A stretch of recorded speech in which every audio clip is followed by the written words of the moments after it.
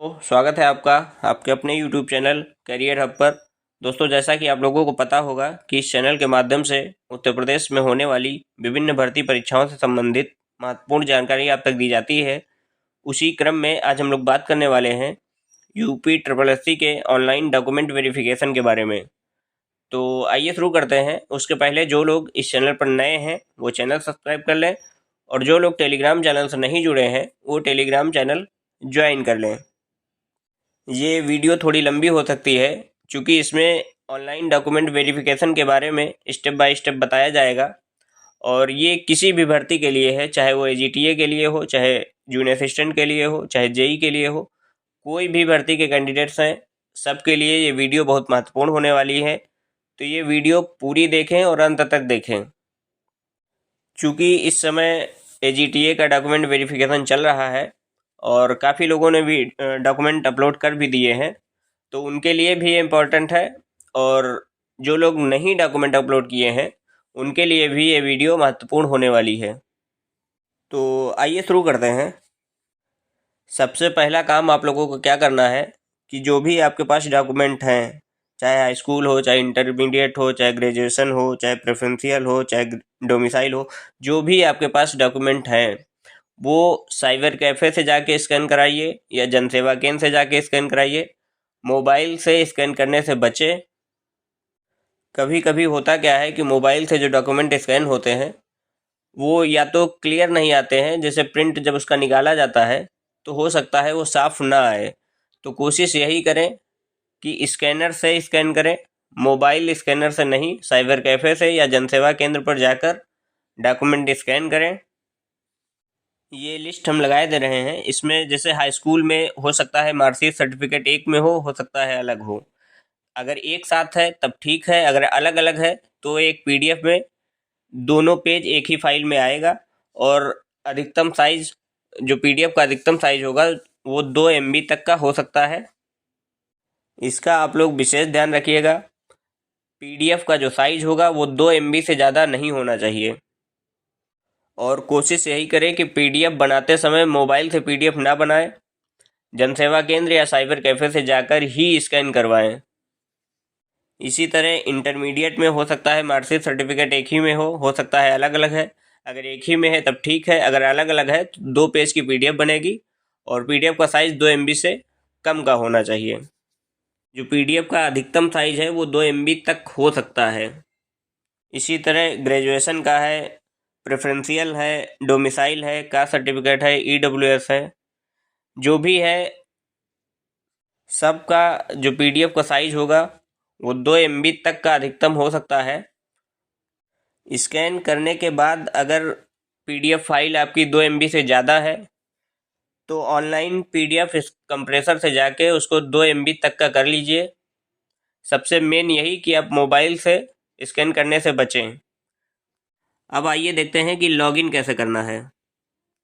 Login करने के लिए सबसे पहले आपको यूपी ट्रिपल एससी की ऑफिशियल साइट पर जाना है। कुछ इस प्रकार का इंटरफेस आपके सामने खुल के आएगा। दाहिने हाथ एक ऑप्शन मिलेगा अपलोड डॉक्यूमेंट्स का, आपको उस पर क्लिक करना है। क्लिक करने के बाद कुछ इस तरह का इंटरफेस आपके सामने खुल के आएगा। अपलोड योर डॉक्यूमेंट्स, आपको उस पर क्लिक करना है। अपलोड योर डॉक्यूमेंट्स पर क्लिक करने के बाद कुछ इस तरह का इंटरफेस आपके सामने खुल के आएगा, जिसमें रजिस्ट्रेशन नंबर, OTP और कैप्चा कोड आपको भरना होगा। रजिस्ट्रेशन नंबर जैसे ही इंटर करेंगे गेट OTP पर क्लिक करेंगे और आपके मोबाइल पर जो भी रजिस्टर्ड मोबाइल होगा, मोबाइल नंबर और रजिस्टर्ड ईमेल पर OTP जाएगा। दोनों OTP समान रहेगी। जो OTP मोबाइल पर आएगा वही OTP मेल पर जाएगा। तो अगर कभी कभी ये होता है कि मोबाइल पर OTP नहीं आया तो आप लोग मेल पर जाकर जो वहाँ पे OTP आया है उससे लॉगिन कर सकते हैं। OTP इंटर करने के बाद कैप्चा डालना है और कैप्चा डालने के बाद सबमिट कर देना है। क्लिक हेयर टू प्रोसीड पर क्लिक करना है।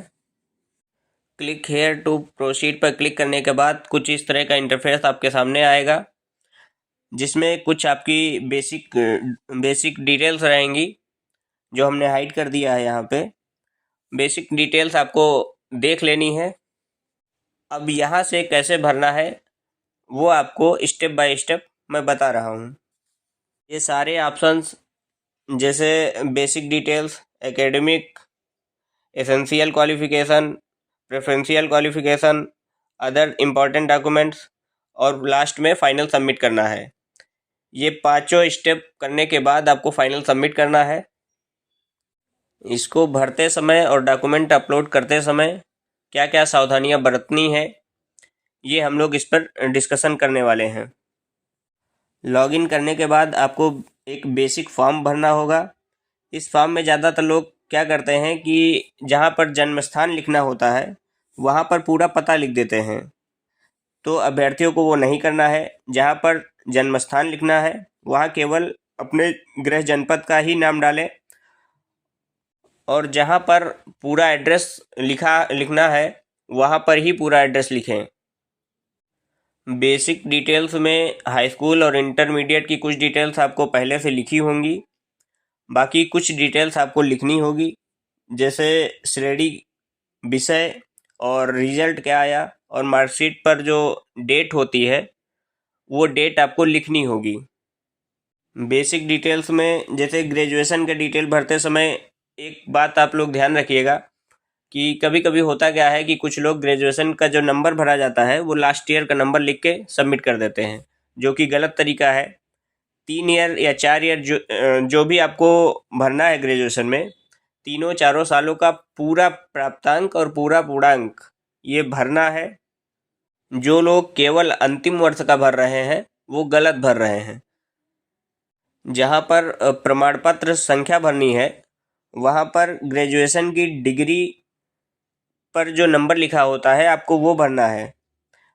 डिग्री आपकी हो सकता है विज्ञापन की लास्ट डेट के बाद जारी हुई हो, लेकिन आपको डेट वही भरना है जो डिग्री पर लिखी गई है।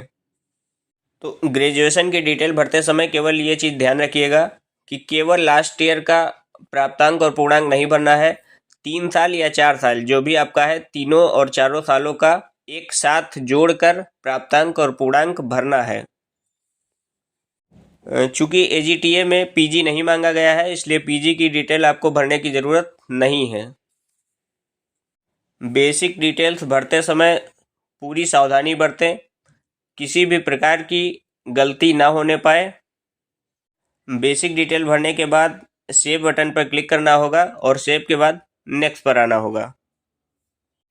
बेसिक डिटेल्स के बाद जो अगला स्टेप है वो एकेडमिक डॉक्यूमेंट्स का है। एकेडमिक डॉक्यूमेंट्स में हाई स्कूल, इंटर की मार्कशीट और सर्टिफिकेट अपलोड करना है।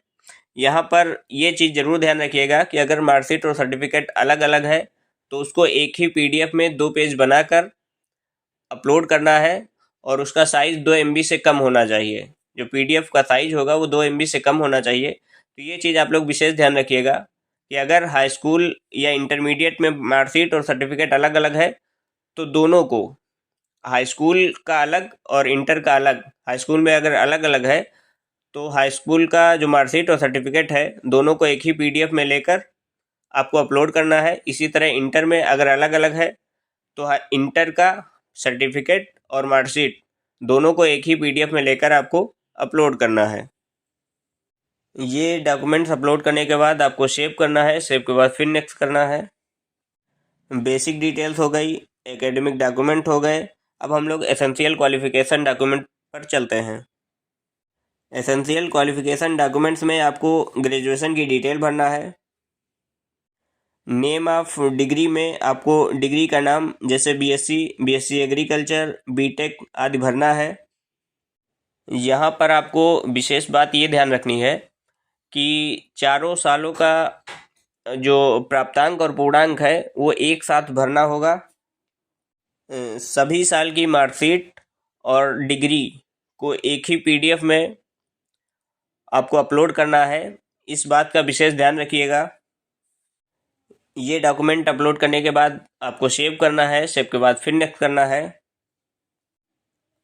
अब हम लोग प्रेफरेंशियल क्वालिफिकेशन डॉक्यूमेंट पर जाते हैं। जो लोग फॉर्म भरते समय इसमें यस किए होंगे केवल उन्हीं को इसमें डॉक्यूमेंट अपलोड करना है, बाकी किसी को नहीं करना है। जैसे किसी के पास एनसीसी का सर्टिफिकेट होगा तो ये सब इसमें अपलोड होगा।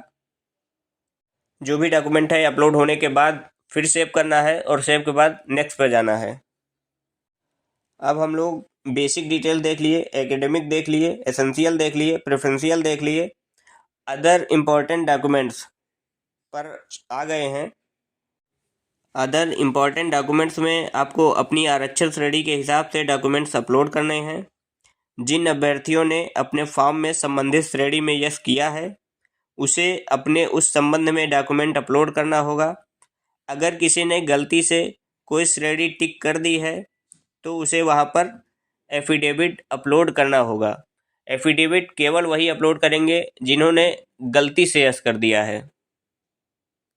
अब इसमें जाति प्रमाण पत्र को लेकर कुछ कंफ्यूजन है जो दूर करने का प्रयास कर रहे हैं।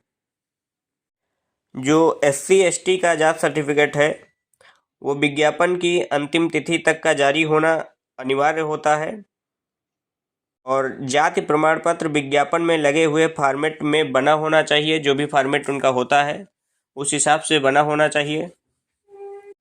OBC का जो भी कास्ट सर्टिफिकेट होता है वो विज्ञापन की लास्ट डेट तक का जारी होना चाहिए।